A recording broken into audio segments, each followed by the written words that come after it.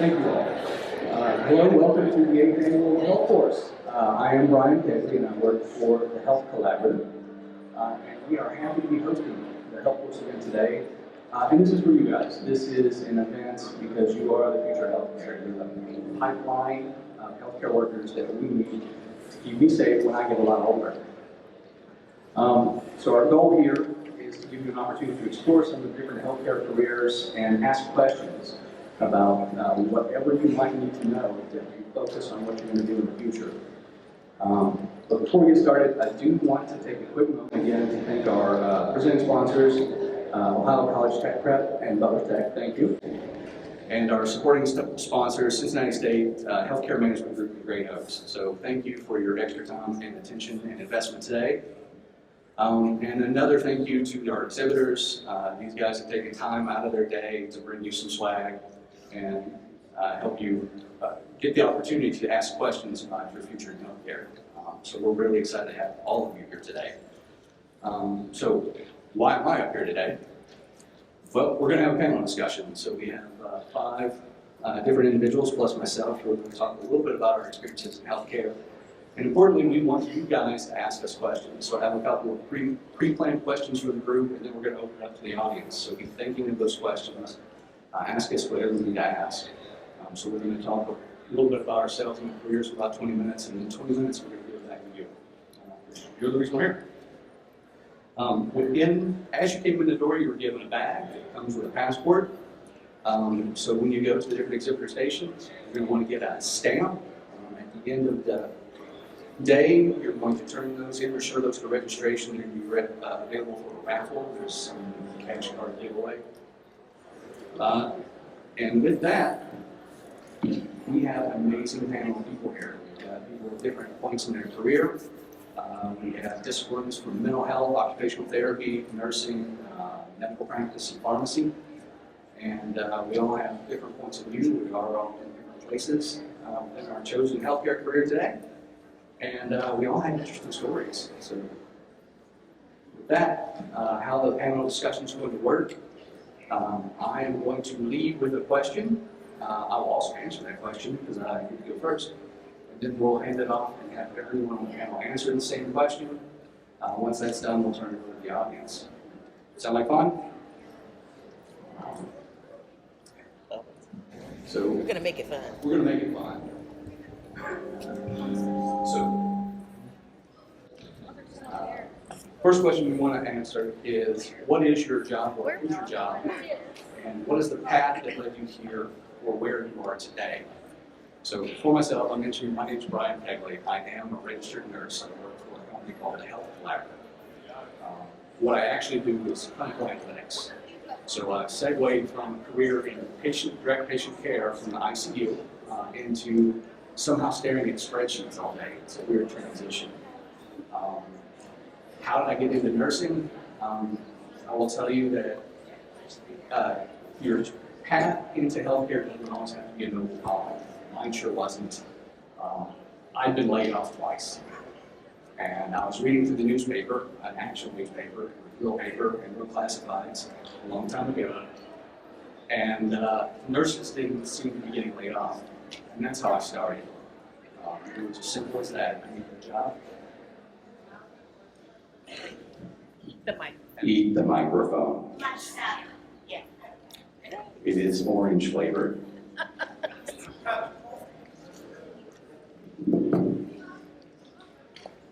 Yeah, I can hold it. Is that a little better? Well, you missed a great speech. Anyway, I did not have a noble start. I didn't have a noble calling into nursing. That's something you develop as you work for it for a while. You get in the job, you learn to love it, you move on. But honestly, I have been laid off twice, and that's how I got where I am. Once I got into the career, once I was working, I realized it was exactly where I needed to be, taking care of people, helping where I can, and it's one of those jobs that's both rewarding and it's stimulating. There's always something new, and that's how I got where I am today. And I will pass it off. Apparently, you need the mic. Hello, my name is Rodrigo. I'm a third year in the nursing program here at UC. I hope to go back to school to be a nurse anesthetist.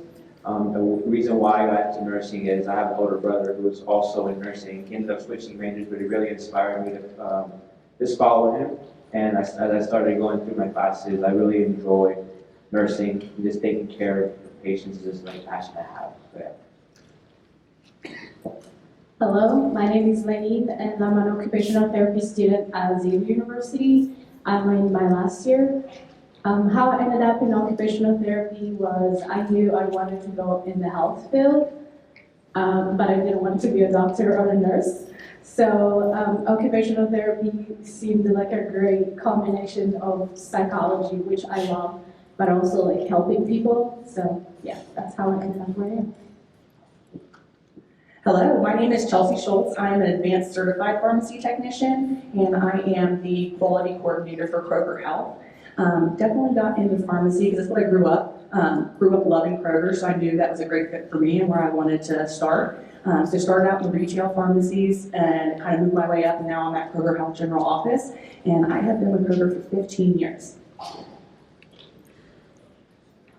Good morning. My name is Raquel Dubos. I am the owner of Be the Light Clinical Supervision and Consulting, my own private practice. I'm a mental health counselor. I got into mental health because this is a clinical. Well, my family is crazy. I feel like we can all kind of relate to that. We got that one family member that just, and I was very curious. I was a very curious child. I asked a lot of questions. I wanted to know why people did the things that they did and still do. And so got my undergraduate degree at The Ohio State University, got my graduate degree at the University of Dayton, and here we are. So I've worked a bunch of different places, done a whole bunch of different things, and so right now I am a certified trauma therapist, so my focus is to help people, specifically women, heal from past hurt. I'm Delaney. I am in my third year of medical school at UC. I tried very hard not to do medical school for a long time, so I bounced around in different things in college. I thought I was going to be a business major. I still don't really know what economics is, couldn't tell you. I need a lot of help with my taxes. But kind of similar to you, my family is also crazy. And I became kind of curious about that throughout college. I was lucky to be involved in a seminar that was about mental illness. I really enjoyed that. I really enjoyed the patient population. So now I have the intent to go into psychiatry when I'm done with school. It appears you have a varied paths to get to healthcare. Crazy. Crazy on this side. Sorry, to get the mic again. I did this on purpose. You're doing this on purpose. No, thank you. So what is your favorite or least favorite part of your job or future career? For myself, my favorite part is that everything I do is different every day. I see something new all the time. I don't touch patients directly anymore. Now I manage a team of analysts who work in the healthcare space. And every day there's something new to look at, some new healthcare measure to look at, some way to communicate what's going on in our community to a provider to help them better take care of their patients. So we worked on projects like COVID-19 testing. We worked with health departments to help them understand what chronic conditions are out in the community. And every day is something new to learn. People come to us and say, you know what, we want to make the world a better place. And like, great, just give us money to figure it out. And we do that through data, through communication with our health partners, through things like this, getting pipeline of nursing going, and every day is something amazing. What I least like about the job is securing funding. I don't like to do paperwork, but all the things we do have to have some dollar amount attached to it so that we continue to fund it. And that is absolutely boring. I can't recommend it as a career.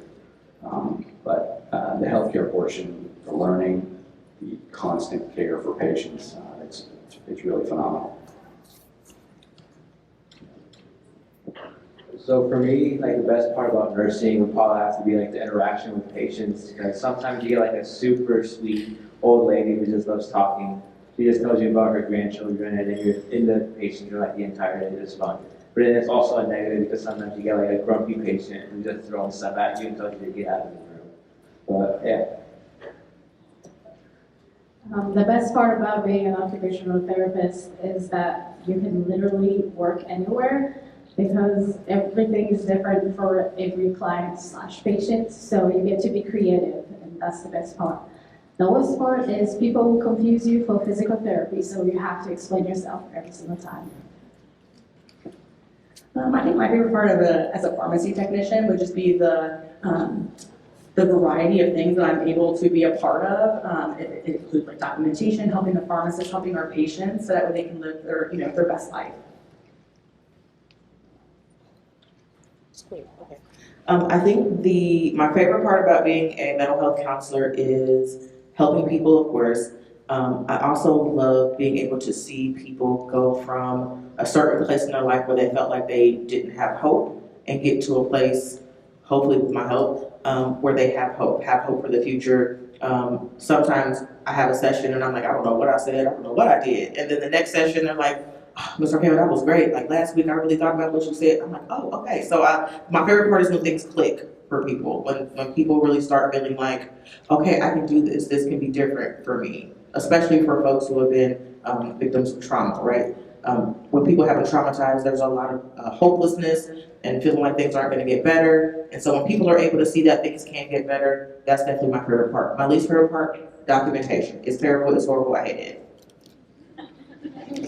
I think you'll run into documentation across a lot of healthcare specialties, I'll be honest.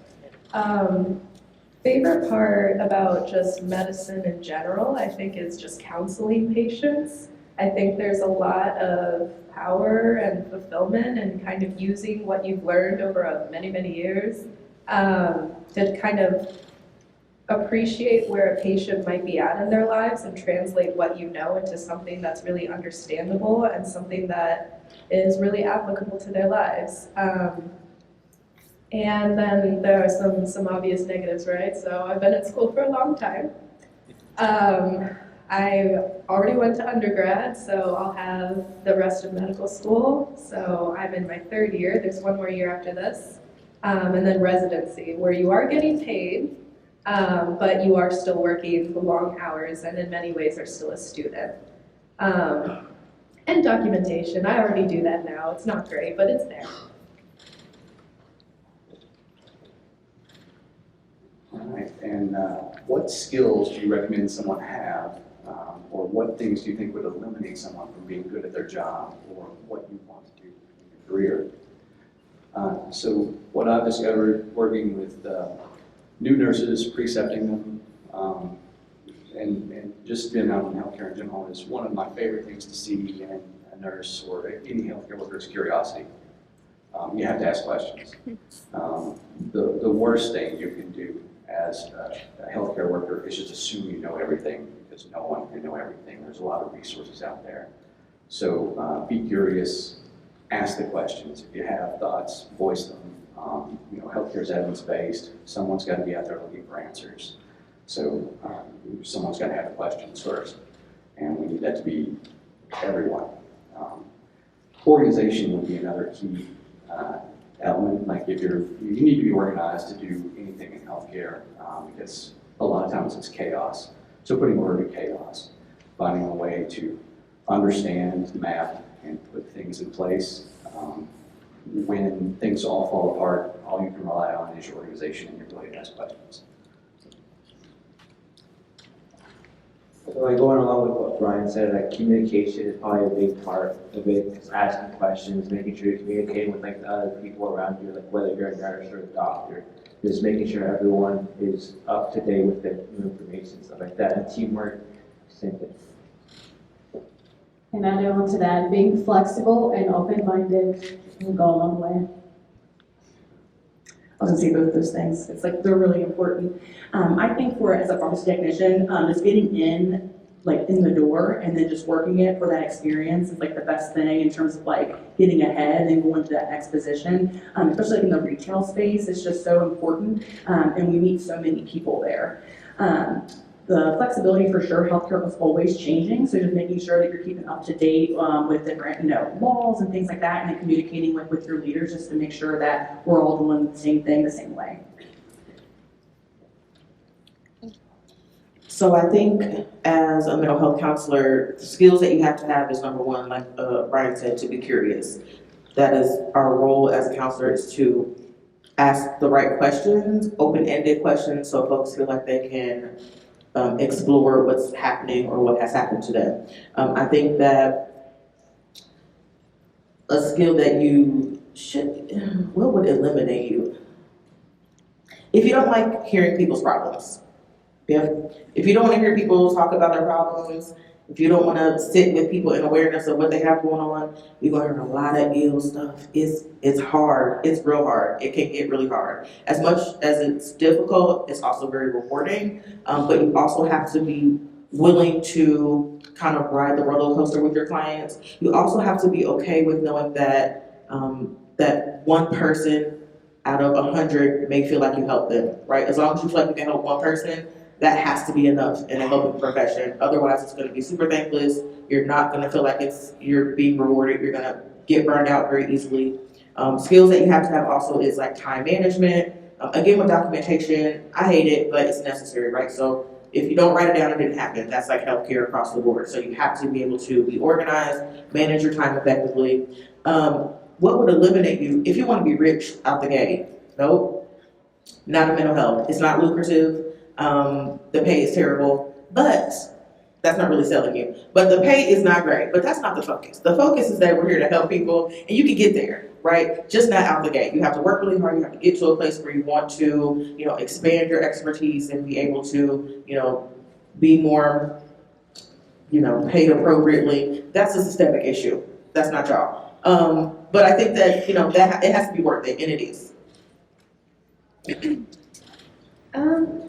I think for medicine, the very most important thing is just to be consistently curious across your career. I think you start becoming a bad doctor when you stop learning. So it's really a lifelong commitment to wanting to learn for your patients.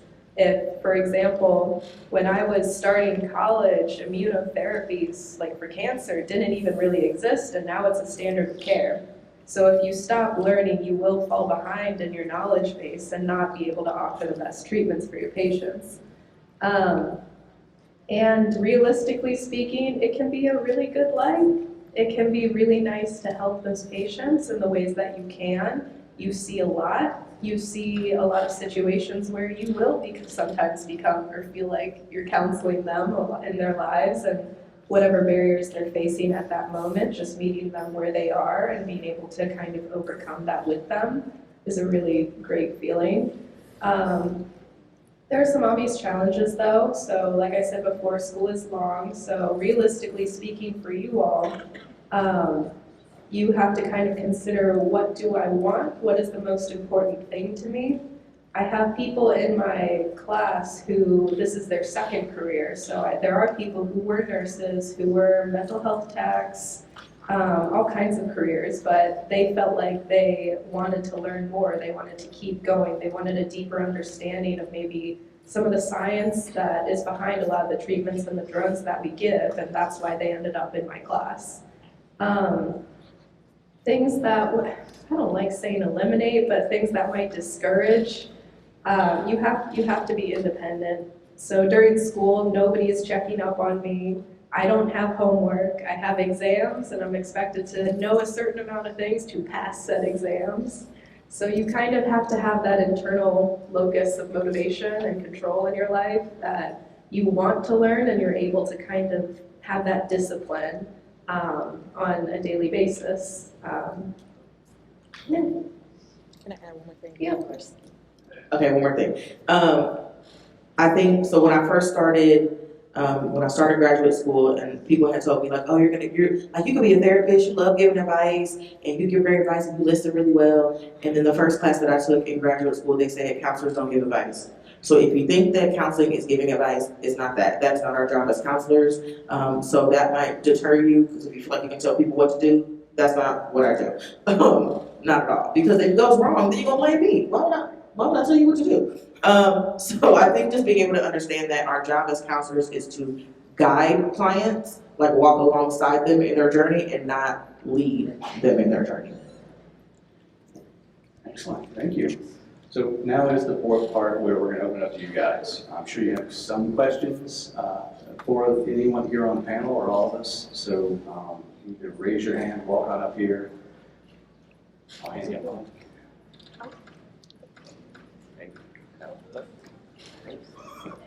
Yeah, you want to come on up? Okay. Or you can yell really loud.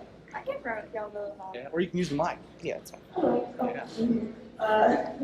How does going into a nursing school, can it help you be more coachable for other career paths if you change your mind at all? Do you think it helps you be more coachable for those careers? I'll start. I was a nurse and I don't work as well now. So yes, absolutely. So nursing is a great background for nearly anything. One of the key components that you're going to learn in nursing school is critical thinking. So if X, then Y. Why does this happen? Is there evidence to support anything else? It makes you a very valuable employee regardless of where you go. And nurses tend to be a little more compassionate, maybe, but it also gives you a lens of caring and evidence-based practice, which is something useful everywhere. There's no field that doesn't rely on organization, critical thinking. So yeah, nursing prepares you for nearly anything.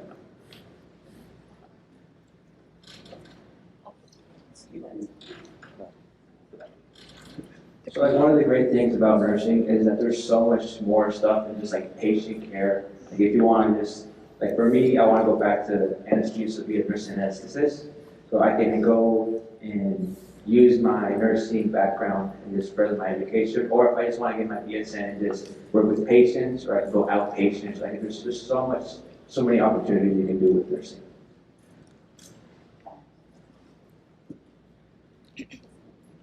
There are different careers that stem directly from nursing. So I work with a lot of nurse practitioners who start working in the field and then they realize later that, you know what, I actually do want to know more. I want to be able to prescribe things. I want to be able to see patients independently and be a provider. So I don't know what I would do without nurses, and I don't know what I would do without nurse anesthetists or nurse practitioners.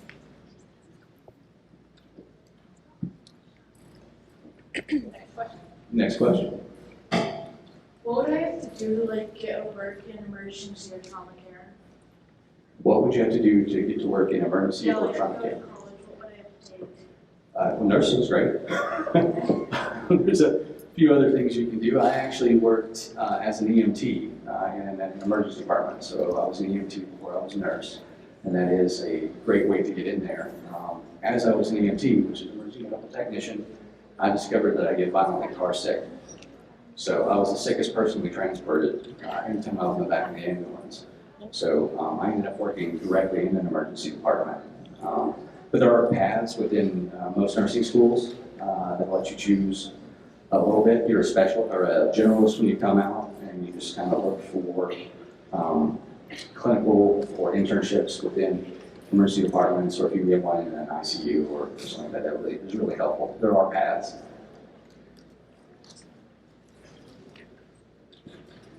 If you, at this point, just in high school, are interested in a place of work, so a setting that you might be interested in, maybe something to consider would be shadowing someone that you know already works in that setting. So maybe a nurse. You can call the hospital and just be like, hey, I'm interested in doing this. Can I go and follow somebody for a day? And most of the time they'll say yes, and the worst thing they can say is no. So, and when you're there shadowing literally anyone, you'll get to see how they interact with other people in that trauma or emergency care setting, and start to think about, well, I don't know if I like the person that I shadowed, but I really like the way this person interacted with them. So that's another way you can explore that.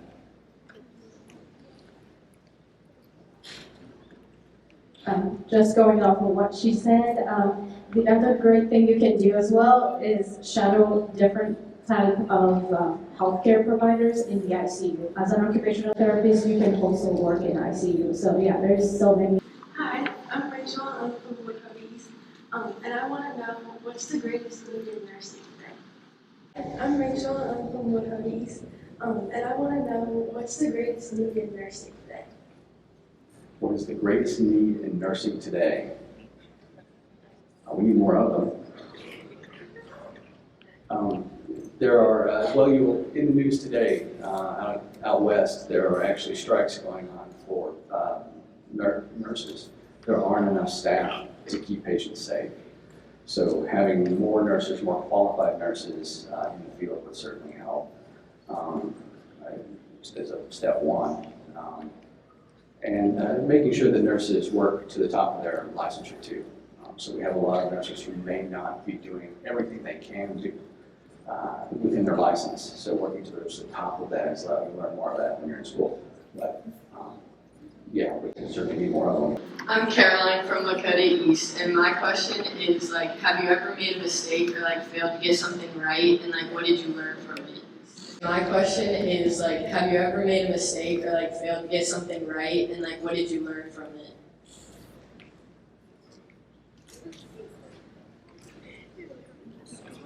I think all of us have definitely made mistakes. Some of them are probably worse than others, but for me, in patient care, sometimes I'm giving a med. I have my preceptor with me all the time, but if it wasn't for her, sometimes I would forget a step, which is crucial, making sure it's the right patient. If you give a patient the wrong medication, I think we all know that's very bad. So just learning from a mistake and making sure that you learn from that, and next time you go do it, it doesn't happen again. I was going to say, as an occupational therapist, I feel like safety is the number one most important thing. So as you make those mistakes, you learn to triple, double check your work. So.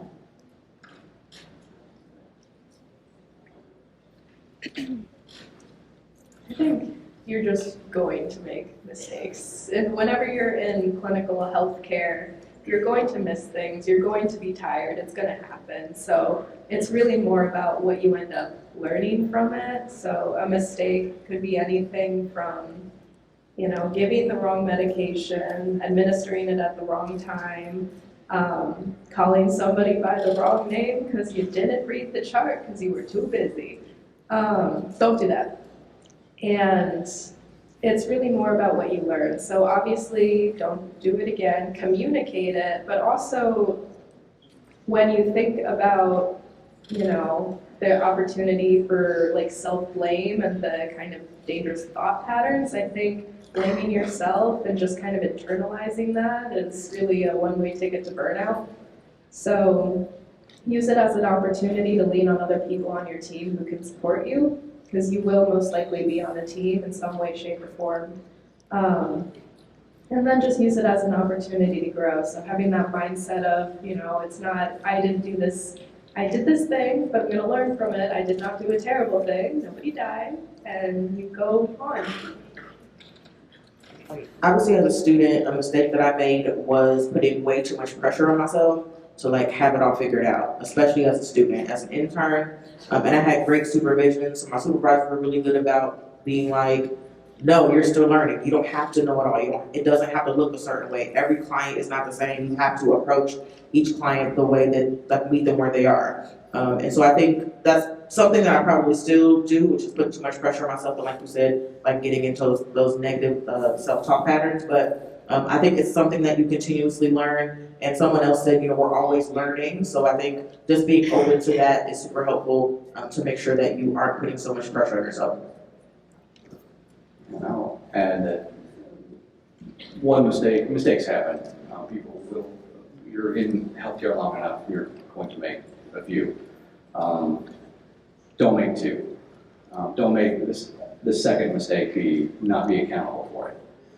Because then you come into a mistake quicksand and you run into real problems. Accountability is really important in healthcare because you are human, you will make mistakes. you don't. We need to correct them and make sure they don't find a way to make sure they don't have them again. So, next question. Hi, my name's Erin. I'm from Warren County, and I just wanted to ask, I don't want to say your name, but I want to ask what your favorite part of like your job was, like what your favorite part is. So I think I mentioned it earlier. It was just like the patient care, and just talking to them.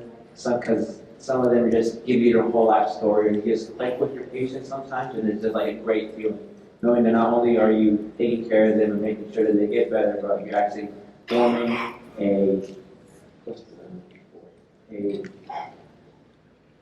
connection with them. And like not only is that going to improve their patient care, but it's also just make the job better. Okay. We are running short on time, so panel, if one person really wants to answer something, grab it to them, but just probably one would be good so we can get through these. And students, we won't be able to take any more questions than what's lined up here, but you can visit with people and ask after this session is over.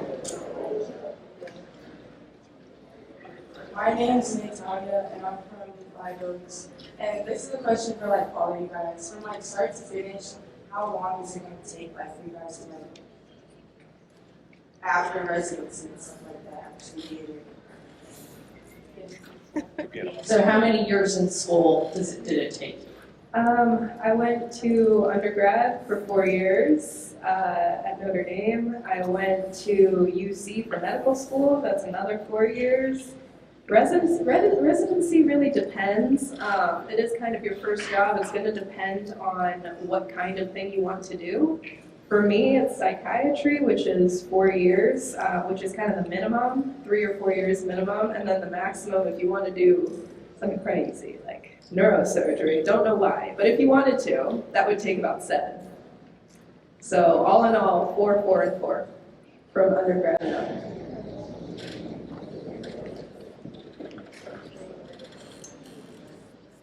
Hi, I'm Caleb, and my question is, what is the hardest thing you've had to do or deal with?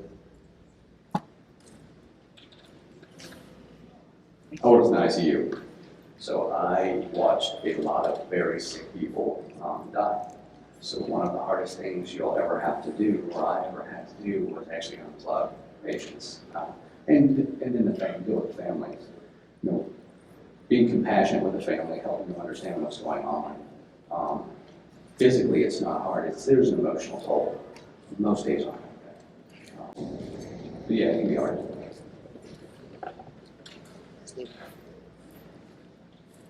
I'm Parker. I come from Grand Career Center. What would you say was like a aha moment, like where it just clicked, you knew this is what you wanted to get into?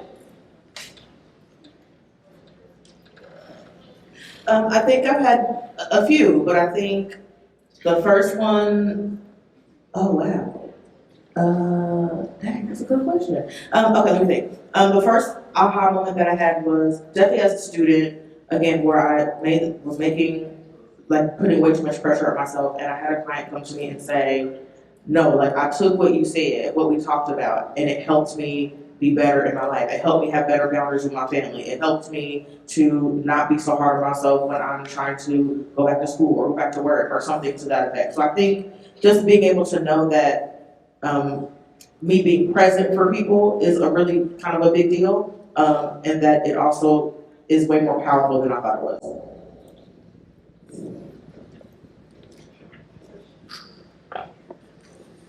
Hello, my name is Anthony. I'm from Norwood High. Can I know like the worst thing or hardest thing you took in medical school? Which medical school? Yeah. The hardest part of medical school in general, I think, is just feeling like you're not doing a good job. I think it's the first 2 years, it's a lot like undergrad where you're learning, you have lectures, you're kind of teaching yourself, but you feel good because you're learning like the secrets to the universe. It's great. And then third year, part of your grade is evaluation. So it's kind of that feeling of being watched all the time, but the way to deal with that is really just your mentality, right? So I am not here to perform. I'm a student. I'm here to learn. And just kind of adjusting your attitude that way. But it's definitely hard feeling like I'm not doing a good job. You know, I put all my energy into this one thing and I don't know if I'm doing great. But usually you are. You are, and you're learning, and at the end you're going to be a doctor. Everybody graduates. So. Oh, and I will also, so the question about how long does it take, I know that that length of time sounds like pretty grim. But you also have to keep it in perspective, right? So when you're young, you just want to be done. But in the end, we're hopefully all going to be 40 at one point. And I just thought about that to myself. And I'm like, when I'm 40, what do I want to know? What do I want to be able to do? How do I want to help people? And that's how I made that. My name is Chloe. I'm from Warren County, and I had a question like, what was the part of nursing school that you like feared the most? Like, what was the scariest part? What was the part of nursing school that you like feared the most? Like, what was the scariest part?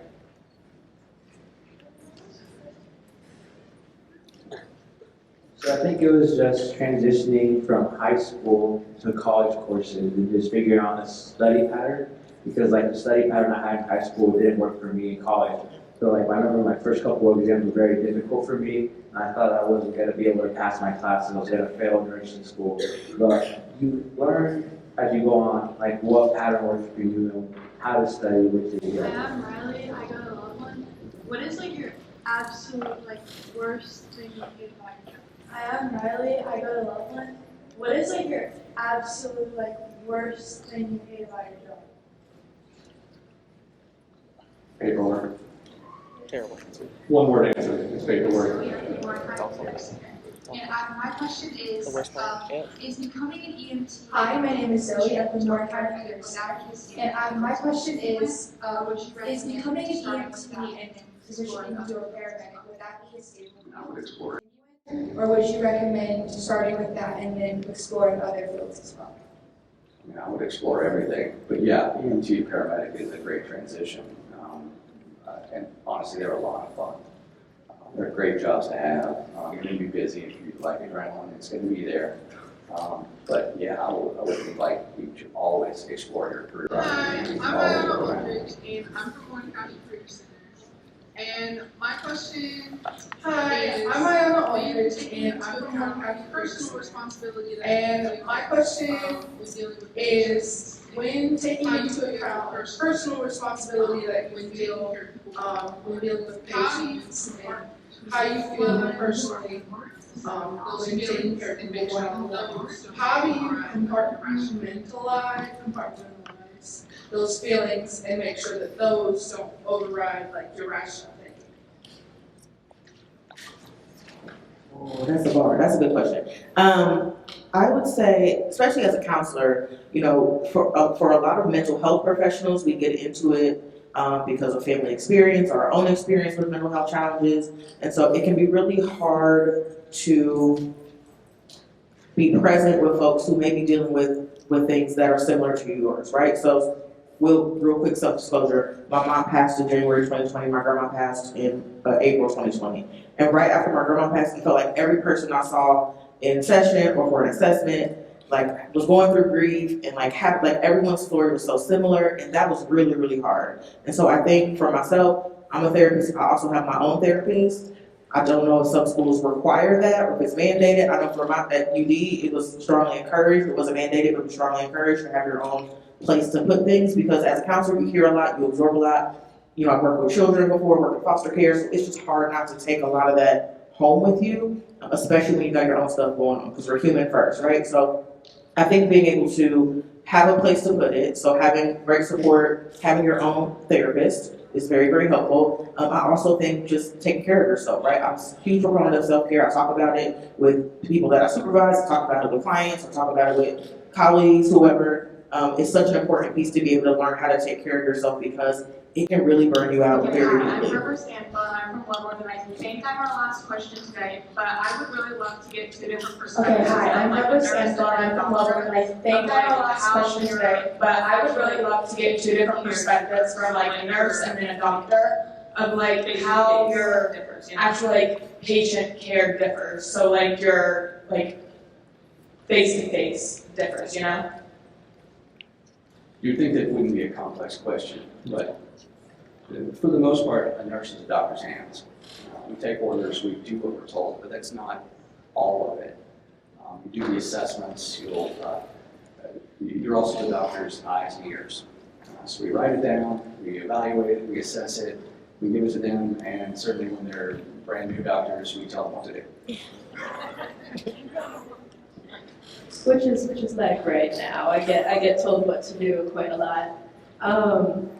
It is really going to depend on what type of doctor you are. So right now, maybe your most familiar image of a doctor is like primary care. It's that one-on-one care. There's also a lot of hospital care. So hospital care looks like meeting early in the morning, talking to the patients kind of maybe briefly or maybe rounding on them, which is you sit at a table and you talk about them, you talk about what happened overnight, what happened the past day, and what your plan is for that day.